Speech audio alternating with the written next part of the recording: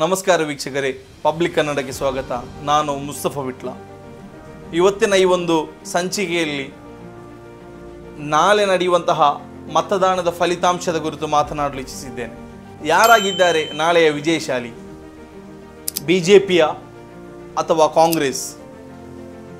ರಾಹುಲ್ ಗಾಂಧಿ ಅಧಿಕಾರವನ್ನು ಪಡೆಯಲಿದ್ದಾರಾ ಅಥವಾ ನರೇಂದ್ರ ಮೋದಿ ಹ್ಯಾಟ್ರಿಕ್ ಅನ್ನು ಹೊಡೆದು ಭಾರತದಲ್ಲಿ ಇತಿಹಾಸವನ್ನು ಸೃಷ್ಟಿಸಲಿದ್ದಾರಾ?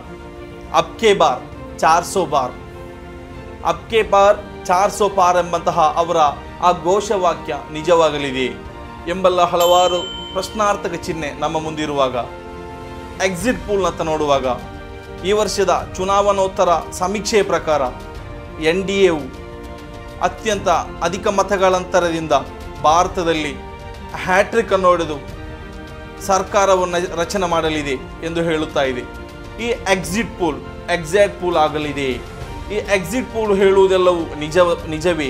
ಏನಿದು ಎಕ್ಸಿಟ್ ಪೋಲ್ ಎಂದು ನಾವು ನೋಡುವುದಾದರೆ, ನಾವು ಮತದಾನ ಮಾಡಿ ಬರುವಂತಹ ಸಂದರ್ಭದಲ್ಲಿ ನಮ್ಮಲ್ಲಿ ನೀವು ಯಾವ ಪಕ್ಷಕ್ಕೆ ಮತದಾನವನ್ನು ಮಾಡಿದ್ದೀರಿ, ನೀವು ಯಾರಿಗೆ ವೋಟ್ ಹಾಕಿದ್ದೀರಿ ಎಂದು ಕೇಳಿ ಅದನ್ನು ಸಮೀಕ್ಷೆ ನಡೆಸಿ ನೀವು ಯಾವ ಪಕ್ಷಕ್ಕೆ ಮತದಾನ ಹಾಕಿದ್ದೀರಿ ಎಂಬಂತಹ ಪ್ರಶ್ನೆಯನ್ನು ಕೇಳಿ ನಮ್ಮ ಮುಖಾಂತರ ಉತ್ತರವನ್ನು ಪಡೆದು ಅದನ್ನೊಂದು ಸಮೀಕ್ಷೆ ಮಾಡುವಂತಹ ಒಂದು ಕ್ರಮವಾಗಿದೆ ಈ ಎಕ್ಸಿಟ್ ಪೋಲ್.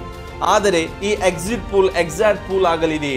2023ರ ಕರ್ನಾಟಕ ವಿಧಾನಸಭಾ ಚುನಾವಣೆಯ ಫಲಿತಾಂಶದ ಚುನಾವಣೋತ್ತರ ಸಮೀಕ್ಷೆಯನ್ನು ನಾವು ನೋಡುವುದಾದರೆ 100ರಷ್ಟು ಸೀಟು ಮಾತ್ರ ಕರ್ನಾಟಕದ ಕಾಂಗ್ರೆಸ್ ಸರ್ಕಾರಕ್ಕೆ ದೊರಕಲಿದೆ ಎಂದು ಈ ಮೀಡಿಯಾಗಳು ಹೇಳಿದ್ದನ್ನು ನಂಬಿ ಹಲವಾರು ಈ ಭಕ್ತರು ಪೇಚೆಗೆ ಒಳಗಾಗಿದ್ದಾರೆ.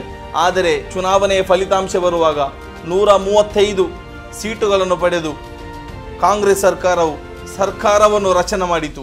ಅದು ಮಾತ್ರವಲ್ಲ, 2004ರ ಚುನಾವಣೆಯ ಸಮೀಕ್ಷೆಯನ್ನು ನೋಡುವುದಾದರೆ ವಾಜಪೇಯಿ ಅವರು ಅತ್ಯಂತ ಹೆಚ್ಚು ಮತಗಳಿಂದ ಭಾರತದ ಚುಕ್ಕಾಣಿಯನ್ನು ಹಿಡಿದು ಆಡಳಿತ ನಡೆಸುತ್ತಾರೆ ಎಂದೆಲ್ಲ ಸಮೀಕ್ಷೆ ನಡೆಸಿದ ಅದೆಷ್ಟೋ ಭಾರತದ ರಾಷ್ಟ್ರೀಯ ಮಾಧ್ಯಮಗಳು ಫಲಿತಾಂಶ ಬಂದ ಬಳಿಕ ಮನಮೋಹನ್ ಸಿಂಗ್ ಅವರು ಸತತ 2 ಬಾರಿ ವಿಜಯಶಾಲಿಯಾಗಿ ಭಾರತವನ್ನು ಆಳ್ವಿಕೆ ನಡೆಸಿದರು. ಆದರೆ ಇಂತಹ ಒಂದು ಮೀಡಿಯಾಗಳು ಸಮೀಕ್ಷೆಯನ್ನು ಹೇಳಲು ಕಾರಣವೇನು? 2023ರ ವಿಷನ್ 150 ಎಂದು ಹೇಳಿದಂತಹ ಬಿಜೆಪಿಯ ಸಮೀಕ್ಷೆ ಎಲ್ಲವೂ ತಲೆಕೆಳಗಾಯಿತು. 150 ಸೀಟುಗಳನ್ನು ಪಡೆದು ನಾವಾಗಿದ್ದೇವೆ ಸರ್ಕಾರವನ್ನು ಕಟ್ಟುವುದು ಎಂದು ಹೇಳಿದಂತಹ ಬಿಜೆಪಿ ಪಕ್ಷದ ಆ ಒಂದು ಎಲ್ಲ ಲೆಕ್ಕಾಚಾರಗಳು ತಲೆಕೆಳಗಾಗಿ 60ರಷ್ಟು ಸೀಟುಗಳಿಂದ ವಿಪಕ್ಷವನ್ನು ಕಟ್ಟಲು ಕೂಡ ಸಾಧ್ಯವಾಗದೆ ಇವತ್ತು ತೇಲಾಡುತ್ತಾ ಇದ್ದಾರೆ. ಆದರೆ ಕಾಂಗ್ರೆಸ್ ಸರ್ಕಾರವು ಈ ಸಮೀಕ್ಷೆಗಳಿಗೆಲ್ಲಕ್ಕೂ ಉತ್ತರವನ್ನು ನೀಡುತ್ತಾ 150ಕ್ಕಿಂತಲೂ ಹೆಚ್ಚು ಸೀಟುಗಳನ್ನು ಪಡೆದು ಸರ್ಕಾರವನ್ನು ರಚನೆ ಮಾಡಿತು.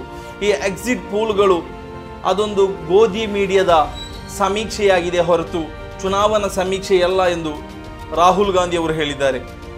ಅದೇ ರೀತಿ ಅರವಿಂದ್ ಕೇಜ್ರಿವಾಲ್ ಅವರು ತಾನು ನಿನ್ನೆ ಜೈಲಿಗೆ ಹೋಗುವುದಕ್ಕಿಂತ ಮುಂಚೆ ನಡೆಸಿದಂತಹ ಒಂದು ಪ್ರೆಸ್ ಮೀಟಲ್ಲಿ ಹೇಳಿದಂತಹ ಒಂದು ಮಾತು, ಇವತ್ತು ಕೇಳಿ ಬರುತ್ತಿರುವಂತಹ ಈ ಒಂದು ಎಕ್ಸಿಟ್ ಪೋಲ್ನ ಫಲಿತಾಂಶ ಇದ್ಯಾವತ್ತೂ ಎಕ್ಸಾಕ್ಟ್ ಪೋಲ್ ಆಗಲು ಸಾಧ್ಯವಿಲ್ಲ. ಇದೆಲ್ಲವೂ ಮೇಲಿನಿಂದ ಬರುವಂತಹ ಸೂಟ್ ಕೇಸುಗಳಿಗೆ ತಲೆಬಾಗಿ ಅವರು ನಡೆಸುವಂತಹ ಒಂದು ಷಡ್ಯಂತ್ರವಾಗಿದೆ.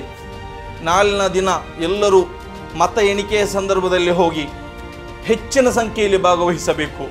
ಮತದಾನ ಮಾಡುವಂತಹ ಸಂದರ್ಭದಲ್ಲಿ ಮತ ಎಣಿಕೆಯ ಕೌಂಟ್ ಹಾಗೂ ಕಟ್ಟಾಗಿ ಬೀಳುವಂತಹ ಆ ವ್ಯಾಲೆಟ್ ಪೇಪರ್ನ 2ರ ಸಂಖ್ಯೆಯು ಒಂದೇ ಥರ ಇರಬೇಕು. ಯಾರಾಗಿರಬಹುದು ನಾಳಿನ ದಿನ ಅಧಿಕಾರಕ್ಕಿರುವ ಪಕ್ಷ? ಕಾಮೆಂಟ್ ಮೂಲಕ ತಿಳಿಸಿ. ಧನ್ಯವಾದಗಳು.